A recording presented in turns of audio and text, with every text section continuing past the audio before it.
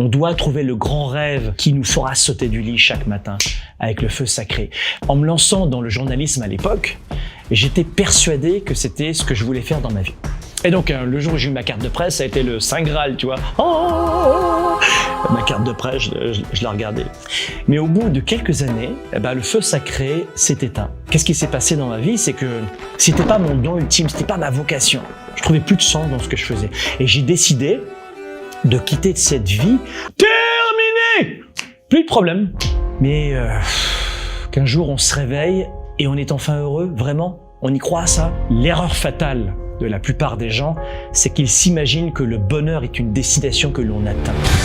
Soyez déraisonnable. Ayez l'audace de choisir vos valeurs pour faire de vous un grand leader pour un monde meilleur.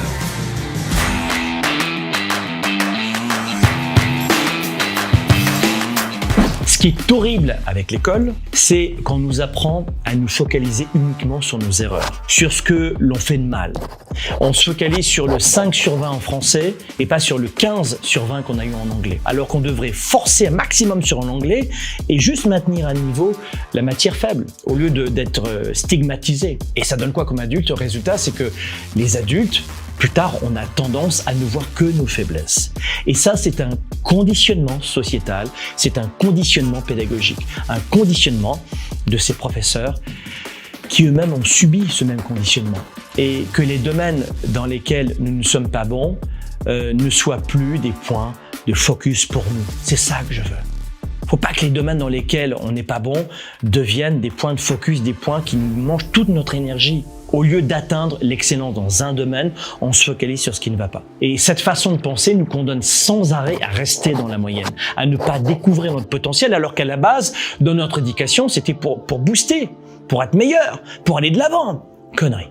On a tous des forces uniques, des dons. J'appelle ça le don ultime, le don à 110%, le don ultime. Et ça, lorsqu'on trouve son don ultime, c'est juste énorme. Quand j'ai trouvé le mien, en parlant d'entrepreneuriat, j'ai développé considérablement mes entreprises. Là, on parle d'argent, ça m'a vraiment aidé pour le coup de travailler sur mes soft skills, sur mon développement personnel. Ça a tout changé parce qu'un de nos objectifs de vie devrait être de libérer le plus possible notre potentiel. Et pour ça, il faut se poser cette question. Quelles sont les choses pour moi qui sont faciles?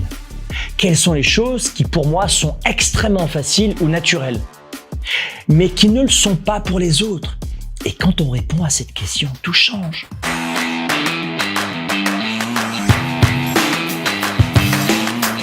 Si on gagnait à la loterie demain, je gagne au loto demain, qu'est-ce que je ferais de notre vie? Qu'est-ce que je ferais de notre vie familiale? Qu'est-ce que je ferais de notre vie de couple? Ou qu'est-ce que je ferais de ma vie? Tout dépend si on est célibataire. Et ça m'étonne toujours. J'entends souvent les gens se demander pourquoi les grands entrepreneurs continuent de travailler. Franck, si tu étais vraiment libre, indépendant financièrement, pourquoi tu t'arrêtes pas de travailler dans ce cas-là?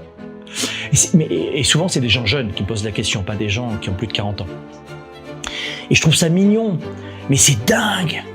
Parce que quand on a des dizaines de millions sur son compte en banque, pourquoi ne pas simplement profiter de la vie? C'est vrai, je pose la question. Mais ces millionnaires ne travaillent pas pour l'argent. Ils travaillent parce qu'ils ont une vision. Ils travaillent parce qu'ils adorent ce qu'ils font. Ils travaillent parce que ce qu'ils font d'eux ce qu'ils sont. Vous comprenez? C'est en travaillant, en ayant des projets de croissance, de défis, que l'on reste jeune, pour ma part, que l'on reste galvanisé, qu'on reste motivé. Beaucoup de gens rêvent de passer leur journée à la plage avec un cocktail à la main, vraiment. Mais combien de temps tu vas rester avec ton cocktail à la con à la main? Très peu de temps. Et la vérité, c'est qu'au bout d'un mois, on s'ennuie fermement dans notre vie si on ne travaille pas. L'être humain n'est pas fait pour ne rien faire. Et le grand public pense l'inverse. Notre cerveau est programmé pour être éternellement insatisfait. Et il ne faut pas le laisser faire. Il faut lui dire « Oh, on arrête là !» Je reprends le contrôle. Et c'est pour ça que nous devons nous fixer constamment des objectifs. C'est pour ça que nous voulons nous améliorer. C'est pour ça que nous, l'être humain, on a autant de capacités. Voilà pourquoi on a autant évolué. C'est parce qu'on est fait pour progresser, pour grandir et pas pour stagner. D'ailleurs, ce phénomène s'appelle l'adaptation hédonique. C'est pourquoi on doit trouver, nous aussi, notre vision. On doit trouver le grand rêve, avoir un mont Everest, une montagne à gravir.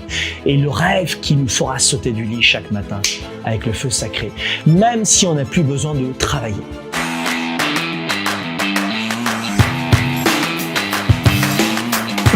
monde a été dans cette situation où le temps a eu l'air de s'arrêter autour de nous. Alors, rien que l'amour. L'amour, vous passez une nuit à vous embrasser avec votre chérie et hop, c'est déjà le petit matin. Ben, j'ai les lèvres toutes gercées, mais j'ai déjà... Bon, ben là, le temps, il faut s'en rappeler, le temps n'est qu'émotion. Et pourquoi le temps n'est qu'émotion? Parce que lorsqu'on est absorbé par une tâche, le temps disparaît. À ce moment-là, il n'y a plus de minutes, il n'y a plus d'heures qui passent. Il n'y a plus rien en plus qui a d'importance. Lorsqu'on est, par exemple, dans cet état d'amour, le temps n'existe plus, l'émotion, elle est positive. Et est-ce qu'on a des problèmes dans la vie? Réponse, non. Terminé! Plus de problème. Il n'y a plus rien qui a d'importance. Parce qu'on est tellement laser, tellement focalisé. Ce jour-là, en fait, on est rentré dans ce que l'on appelle un état de flow. C'est un état de concentration extrême, notamment découvert par un psychologue hongrois, Mihaly. Et l'idée, c'est d'observer les moments où vous rentrez dans ce qu'on appelle le flow. C'est-à-dire qu'on trouve une zone de génie où le temps passe à une vitesse incroyable et on n'a plus de problème. Ce sont finalement ces activités où on est naturellement meilleur que les autres et on n'aura pas l'impression de travailler. D'ailleurs, Confucius a dit un jour, choisissez un travail que vous aimez et vous n'aurez pas à travailler un seul jour de votre vie. Et je le crois infiniment cela. Lorsque nous étions enfants, par exemple, on faisait les choses uniquement pour le plaisir de les faire. Il n'y avait pas d'autre but, c'était juste le plaisir. Et en grandissant, finalement, on a perdu cette insouciance. Nous avons petit à petit, au final, avec l'âge, on est sorti, les études, le stage, etc. Et on a été propulsé dans la vie active, mais on a petit à petit commencé à agir pour avoir quelque chose en échange. Et c'est en retrouvant cette âme d'enfant qu'on peut inverser la tendance. Et d'ailleurs, c'est en recommençant à agir par plaisir, on doit faire en sorte d'agir par plaisir. Et c'est ainsi, je crois, qu'on peut retrouver ou trouver les objectifs de vie qui feront vraiment un sens pour nous. Donc ça, c'est très important.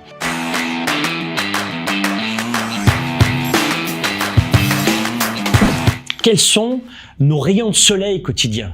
Et ça, c'est une question qui est super importante. Et vous savez, en me lançant dans le journalisme à l'époque, j'étais persuadé que c'était ce que je voulais faire dans ma vie.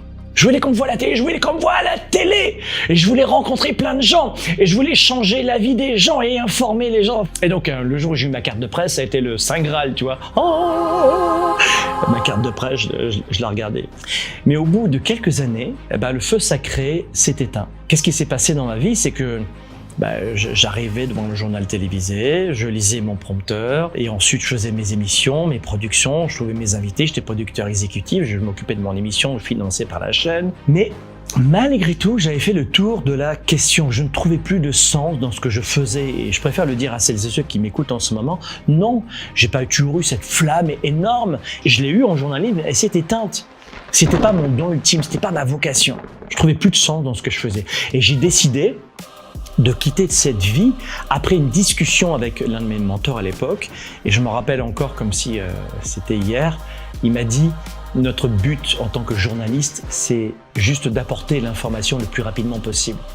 Et c'est à ce moment-là que j'ai réalisé ce qui était vraiment important pour moi dans ma vie. C'était d'aider les gens. Et j'avais fait plein de petits boulots, mais au final, j'avais besoin d'aider les gens. Et la première question que je me pose quand je suis devant une caméra, ou sur une scène, ou dans un groupe de gens, dans une soirée, c'est est-ce que j'ai été utile? Et cette phrase, elle tourne en boucle. On vient de finir une réunion ensemble. Est-ce que j'ai été utile à cette personne? Et je t'assure que c'est ma question primaire. Ce qu'il faut comprendre, c'est que ce ne sont pas vraiment nos actions au quotidien qui nous rendent heureux. Je dis souvent la qualité de notre vie est égale à la qualité de nos émotions. Donc l'idée, c'est de réfléchir au moment où on s'est senti vraiment heureux, vraiment heureuse. L'erreur fatale de la plupart des gens, c'est qu'ils s'imaginent que le bonheur est une destination que l'on atteint. Je serai heureux lorsque j'aurai atteint le mont Everest. Je serai heureux lorsque j'aurai ce diplôme. Je serai heureuse lorsque j'aurai cette entreprise. Je serai heureuse lorsque je ferai 50 millions de chiffre d'affaires. Mais qu'un jour on se réveille et on est enfin heureux, vraiment? On y croit à ça? La vérité, c'est que le bonheur est un état émotionnel très lié à la libération d'une hormone appelée la sérotonine. Et cette hormone est libérée dans notre cerveau quand on vit des expériences qui font du sens pour nous. Et d'ailleurs, voilà pourquoi je passe mes journées à aider les gens, parce que c'est ce qui fait du sens pour moi. Je les aide parce que ça fait du sens d'abord pour moi. Et c'est ce qui me rend d'abord, moi, heureux.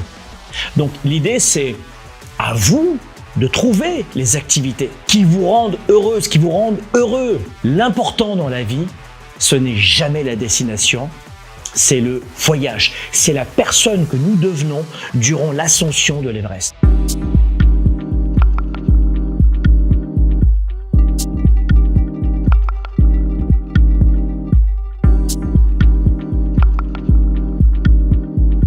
Quel nouveau temps fort juste derrière moi, Miami Beach, Floride, avec un très beau soleil en ce moment pour ce feedback de vidéo, et j'espère que justement tu as aimé ce temps fort qui t'a gorgé d'énergie et provoqué peut-être de multiples étincelles qui à ton tour peut-être vont te permettre de mettre en œuvre de vrais changements dans ta vie. D'ailleurs, n'hésite pas à partager cette vidéo à tes proches, ta famille, ta communauté, parce qu'elle va aider plus d'une personne. Et surtout, laisse-moi un commentaire pour me dévoiler ce que tu retiens de cette vidéo. Tous les commentaires sont importants pour moi, j'adore les lire parce qu'ils me permettent de comprendre quels sont à chacune vos défis. Alors si à ton tour maintenant, tu veux vivre ta vie à 110%, vivre avec passion, ta vie personnelle comme professionnelle, eh bien tu l'auras compris aussi dans cette vidéo. Il te faut développer une vision, une riche créativité, être patient, persévérant, passer à l'action et toujours au chapitre attitude et mental, il te faut surtout développer une forte et une saine confiance en toi. Affaires, carrière, santé, couple, amis, relations en tout genre, travail, argent, quoi que tu fasses, la confiance, c'est la porte d'entrée, c'est la fondation principale. Être plus libre, plus en sécurité et avoir plus de choix en apprenant à saisir les meilleures opportunités. Ce n'est pas la chance, c'est de voir les opportunités, d'être prêt à cela. Et bien, tu dois comprendre que tout cela, c'est à ta portée. À partir du moment où tu réalises que cela ne dépend que de toi. Alors donc, si tu as maintenant réellement faim d'apprendre à développer cette sphère de ta vie pour t'aider à atteindre tes objectifs, eh bien, j'ai un livret digital que je souhaite aujourd'hui t'offrir. Je l'ai intitulé « Les 6 croyances toxiques de la confiance ». Si aujourd'hui, tu as un intérêt à prendre quelques minutes, eh bien, tu vas découvrir comment exploiter au mieux tes capacités pour devenir plus performant, plus efficace dans ta vie et dans tes affaires en corrigeant, entre guillemets, simplement de mauvaises habitudes. Et la bonne nouvelle, c'est que ce livret digital est entièrement gratuit. Pour l'obtenir, c'est très simple. Tu as juste à cliquer sur le bouton qui apparaît juste là et à le lire. Bonne lecture, à très bientôt.